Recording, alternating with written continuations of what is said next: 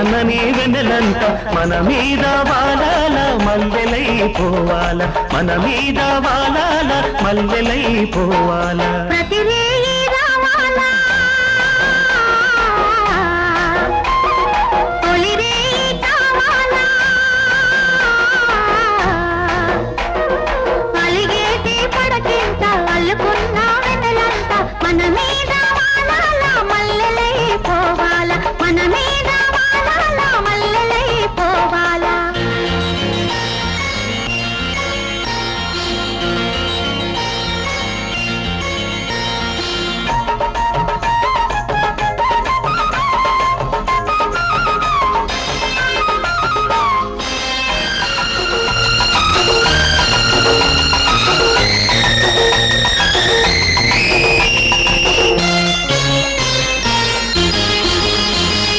అలిగే అందాలు చూసి కవ్వించనా తొలిగే వీరాలు చూసి నవ్వించనా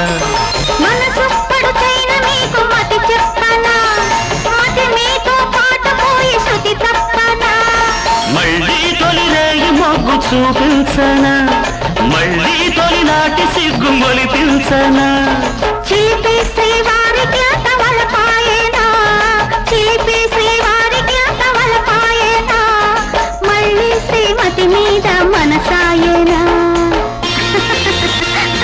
ప్రతిరేయి రావాలా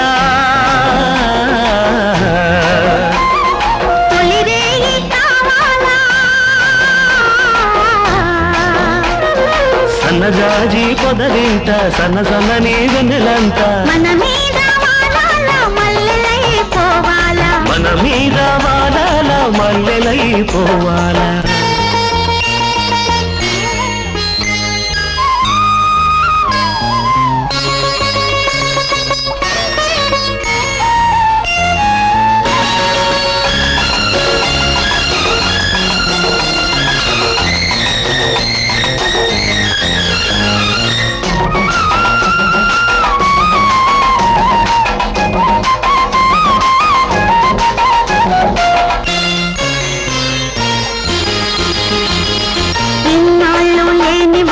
ఇప్పుడొచ్చేనా ఇంట్లో ఈనాలు నేడు గుర్తొచ్చేనా మనసే కొన్నాళ్ల పాటు నిదరోయినా మనసై నీ ఒడిలోకి నేను చేరనా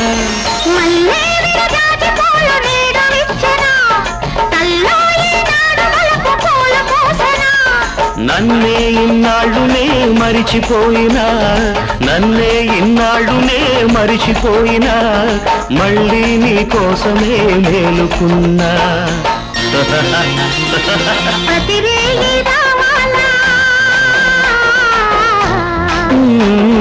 తొలిరేయి కావాలా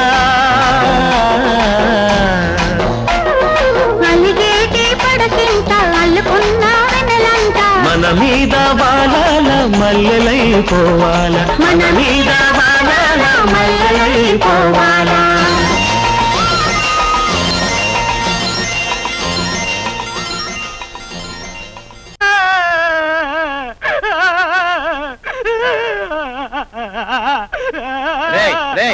తాతారా ఏమిటి అలా ఏడుస్తున్నాయండి నా ప్రాణంలా పెంచానే నా బంగారు తల్లి పిల్లి చచ్చిపోయిందయ్యా నీకేమైనా బుద్ధి ఉందా అసలే చలికాలం అర్ధరాత్రి సన్నీళ్ళు స్నానం చేయించొద్దని చెప్పాను నీకు జ్ఞానం ఉందా అయ్యో స్నానం చేయించేటప్పుడు చవలేదయ్యా మరి ఉద్దగా తడిచిపోయిందని పిండాను చచ్చిపోయింది పిండేవా దేన్ని పిల్లిలే పిల్లిని పిండేవా చచ్చిందా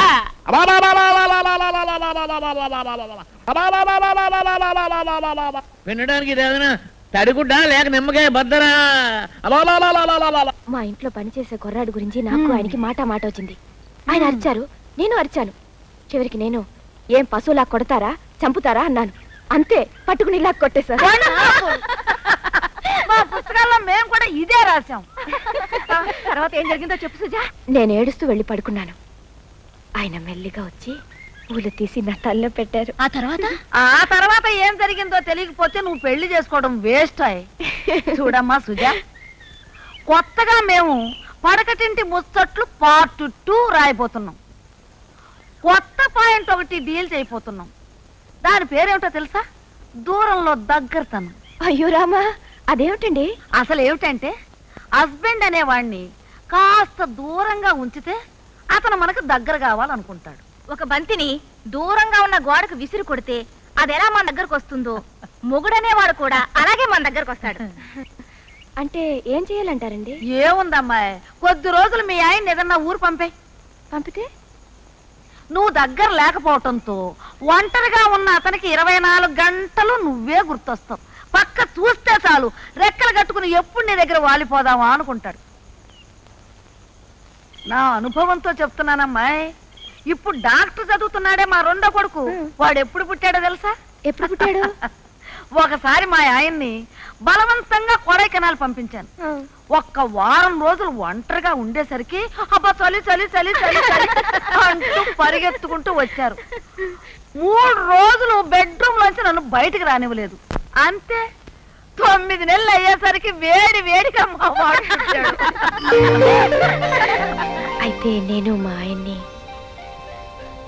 పంపిస్తాను. ఊటీయా? ఇప్పుడెందుకు ఊటీ? అయ్యో రామ, చెప్తే అర్థం చేసుకోరేంటండి. అక్కడ మన ఎస్టేట్ ఉందిగా, ఆ, దాన్ని మంచి చెడ్డ చూసుకోపోతే ఎలా? ఎస్టేట్ చూసుకోవడానికి మన మేనేజర్ ఉన్నాడుగా. ఎవరో జీతానికి ఉన్న వాళ్ళు ఏం శ్రద్ధగా చూస్తారండి. మనది అన్నాక అడపదడప అక్కడికెళ్ళి చూసుకోవాలి. సుజా, ఇప్పుడు అసలే చలి సీజను, నా ప్రాణం తీకు. అయితే మరీ మంచిది. ఆ వెంకటేశ్వరుడి దయ వల్ల చలి చలిని ఇక్కడికి పరిగెత్తుకొస్తారు. జజే, ఇప్పుడు వెళ్ళక తప్పదంటావా? లేకపోతే అస్తమానం మీ ఎదురుగా నేను, నా ఎదురుగా మీరు కూర్చుంటే ఏం బాగుంటుందండి? కొన్ని రోజులు దూరంగా ఉంటే అటు ఎస్టేట్కి మంచిది, ఇటు మనకి మంచిది. ఆ? రేపే బయలుదేరండి. మీకు వంట చేయడానికి తాతారావునో ఎవరినో కూడా పంపిస్తాను. అది కాదు. ఉండండి, ముందు మీ బట్టలు సర్దేసి వస్తాను. ఆ? ముందు అయ్యగారు సామాన్లు పెట్టాయి, తర్వాత నాది దీంది పెట్టాయి. ఏంటి పెట్టేది? పిడకలు తట్ట. అయ్యగారు నేను ఇంకా రమ్మలేదుగా. ఆఖరి క్షణంలో చెబుతారు, అదేనా ఆయన టెక్నిక్. ఏం సత్యం బాబు, నువ్వు రావట్లేదా? సచిన్ కూడా వస్తాడండి, మేమంతా వస్తున్నాగా. వాడెందుకు ఏట్లోకి? మనం వెళ్ళేది ఊటీ. నాలాంటి జెంట్మెన్ వెళ్ళాలి తప్ప ఇటువంటి చిల్లర పిల్లలు ఊరికే తిట్టమంటేనా? అయ్యగారు వస్తున్నారు. ఏ సుజా, నువ్వు కూడా వస్తే బాగుండేది. ఊటీ వెళ్ళి చాలా రోజులైంది, రారాదు? భలేవారండి, మీరు వెళ్ళి నేను వెళ్ళిపోతే ఇంటిని చూసుకునేది ఎవరు చెప్పండి? అయినా మీకు లక్షణంగా వంట చేయడానికి గౌరిని పంపిస్తున్నానుగా. ఏ గౌరీ, అంకులకి రుచిగా వంట చేసి పెట్టాలి. అలాగే ఆంటీ. ఏమిటి గౌరీ వంట? అయితే మనం ఇంకో 4 పౌన్లు లావైపోయినట్టు. ఏ సత్యం, నువ్వు ఇక్కడ ఏం చేస్తావు? నువ్వు కూడా మాత్రం రారాదు? ఏ సుజా, తీసుకెళ్తాను. వెళ్ళరా.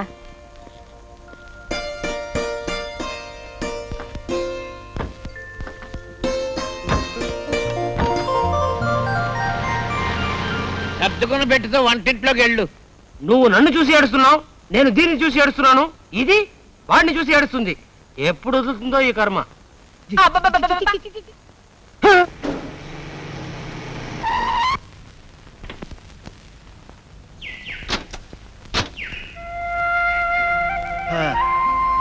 రై రంగా, ఈ ప్రదేశం చూస్తే నీకేం గుర్తుకొస్తుందిరా? పసితనానికి చెందిన పాత జ్ఞాపకాలు గుర్తొస్తున్నా చిన్నబాబు. చిరబాబు ఏమిట్రా చిరబాబు? అప్పట్లాగే ఒరే రాజా అని పిలలేవు?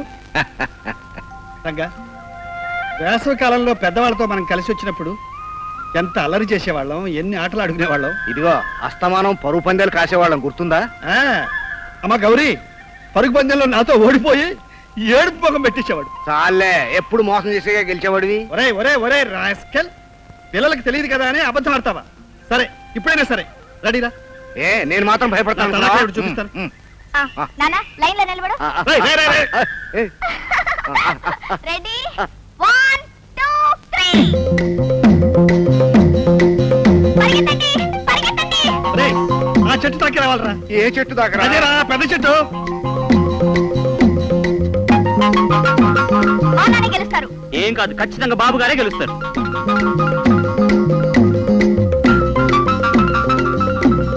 నాన్న కమాన్. కమాన్ బాబు గారు.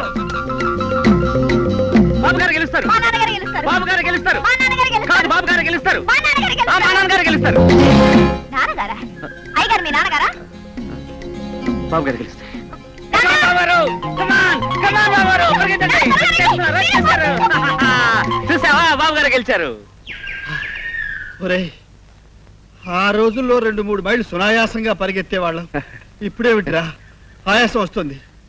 ఎరా రంగా వయసు వచ్చిందంటావా? కాకపోతే ఇంకా బుజ్జిపాపం అనుకున్నావా? ఒరేయ్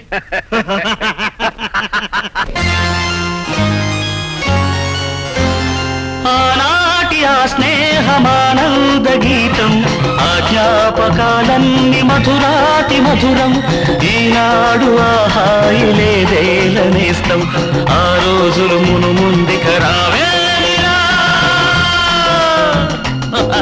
లేదురా సుఖం రాదురా గతం ఏమిటో జీవితం. అరే ఫూర్ గుర్తుందిరా గోడలు